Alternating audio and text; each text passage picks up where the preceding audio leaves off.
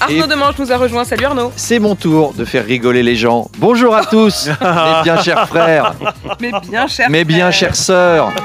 Car aujourd'hui, nous allons parler du conclave. Un conclave, comme pour faire élire le pape avec la fumée blanche pour dire que c'est fini. Bah là, c'est un conclave sur les améliorations de la réforme des retraites avec la fumée des merguez pour dire que c'est fini quand ils auront célébré entre syndicats les améliorations en question. Donc Bayrou et la CGT enfermés dans la même pièce. Macron, il va passer dans le coin et faire « Ah ok, ils sont tous ensemble, tous les nuisibles en même temps. On ferme, défense de sortir. » Avant les conclaves, quand on voulait faire une réunion qui sert à rien, comme ça, on faisait un Grenelle. C'était le Grenelle avant. Bon, bah là, si ça marche pas, on n'aura plus qu'à faire un Grenelle des conclaves. Et si vraiment ça plante, on pourra toujours lancer un Beauvau du Ségur des conclaves de la Convention citoyenne des Grenelles. Évidemment. On sait un peu comment ça va se finir tout ça. Il n'y aura aucune modification d'ampleur. C'est comme Colombo, on connaît la fin. C'est « Oh, monsieur Bayrou, c'est gentil de m'inviter à votre conclave des Grenelles. » Mais lieutenant, c'est un plaisir. Et nous trouverons des améliorations sur cette réforme. « Oh, ça me fait penser, monsieur Bayrou. J'ai noté une petite chose. Vous aviez fait croire aux socialistes que vous pourriez suspendre la réforme.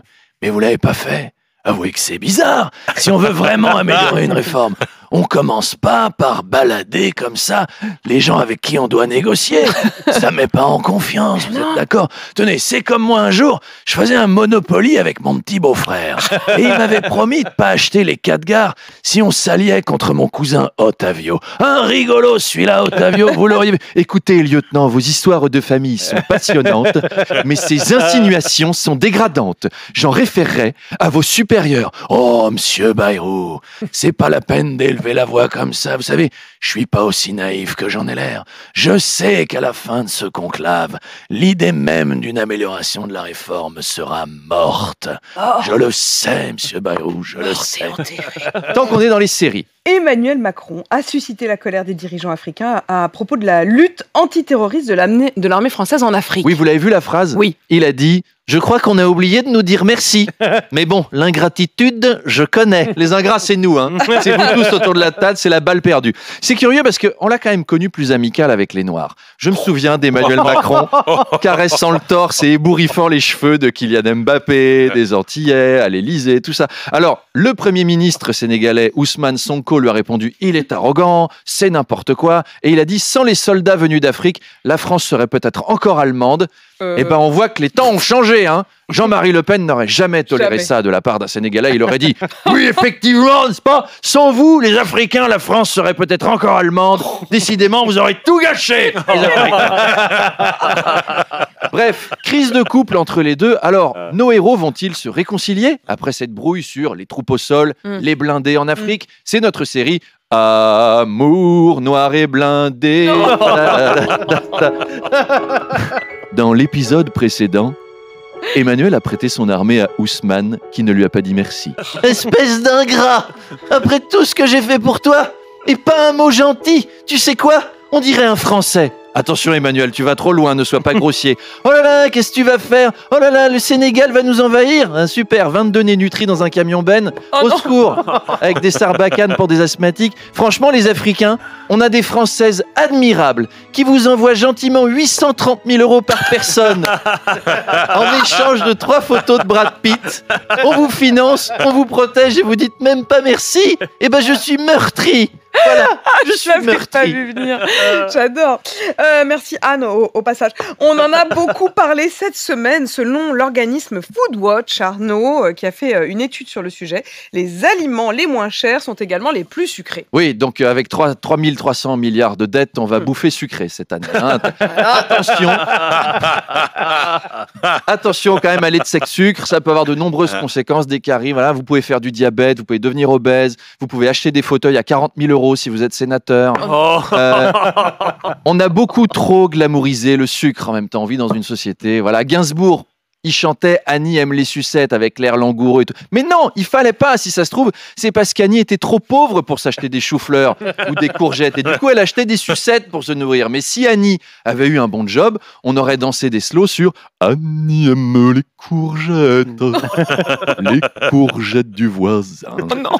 Annie prend une courgette. en main, celle du gentil voisin. Vous voyez, c'est formidable. En plus, on aurait même pu garder le double sens de la chanson. Ça aurait été super.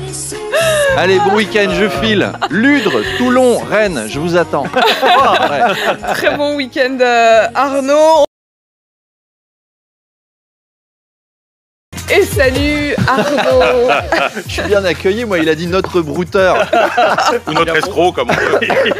Arnaud, Vous n'êtes pas généreux avec moi ce matin. mais vous vous attaquez ce Je matin m'attaque à au un dossier. ministre de l'économie, Éric Lombard. Oui, alors, je ne parle jamais du physique des invités, mais alors là, je suis obligé. Bon. Parce que Éric Lombard partage un point commun avec Rocco Siffredi. Non, Charles, non. Et avec LeBron James.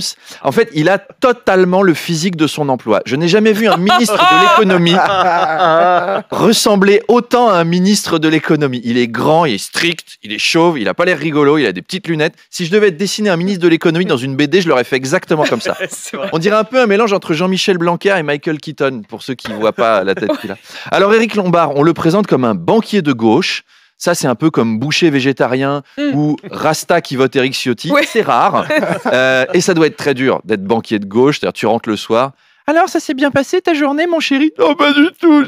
J'ai fait gagner des millions à la banque et ces salauds de capitalistes m'ont offert une prime à 5 chiffres. Je suis encore plus riche qu'avant, je me dégoûte. Est-ce qu'on peut aller planter des légumes oubliés dans le potager citoyen? Ça me fera du bien, parce que là, je suis tellement énervé. Et à sa nomination, il a affirmé se sentir comme le Spider-Man de Bercy. Je suis pas sûr que grimper sur les buildings en slip va vraiment être utile à l'économie de la France. Il a dit ça à cause du grand pouvoir qui implique de grandes responsabilités, etc. Mais la comparaison s'arrête là. J'ai pas souvenir que Spider-Man soit spécialement bon en économie. Autant en bagarre, oui. Autant... Manu Le Chypre n'a jamais dit, par exemple, dans sa vie « Oh là là, mon bilan trimestriel me résiste.